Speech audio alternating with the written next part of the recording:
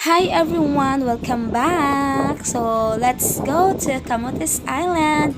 So, by the way guys, sumakay na pala kami ng barge at patungo sa Camotes Island. At sa aming pag-travel guys is malaki talaga ang tubig sa dagat. So, chill-chill lang kahit na nervyoso. Sapagkat first time na pumunta sa Camotes at na ang thinking guys. So, dapat din positive lang tayo. By the way, nakarating na pala kami sa Camotes at sumakay kami ng what we call that, sakayan. Sapagkat pupunta kami para mag-diving. So, by the way guys, ang Camotes Island is a group of islands.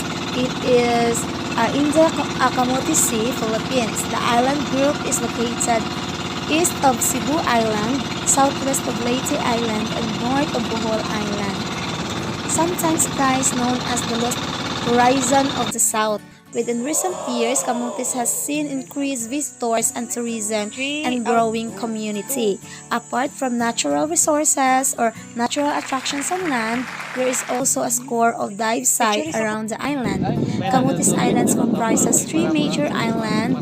The minor islet, divided between four municipalities on Poro Island, are the municipalities of Poro and Tudela, Pasihan Islands, Seoul Municipality in San Francisco, Punson Island, Seoul's Municipality in Pilar, Tulang Island is an islet and parts of San Francisco. So, pupunta kami ngayon sa cave dahil excited na atat na talagang maligo ang aking mga kasamahan. So, ngayon is habang kami ay patungo roon, mayroong mga souvenirs na pwede nating ibigay sa ating mga kakilala or mga kaibigan. So, napakamura naman ang kanilang souvenirs dito at marami ding mga turistang punta dito.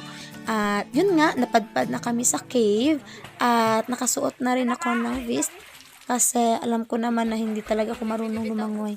So, yun, para ma-enjoy ko ang tubig or ang cave. So, sumuot talaga ako nito para hindi na. Okay, so ngayon is lalangoy na muna ako. See you in my next video.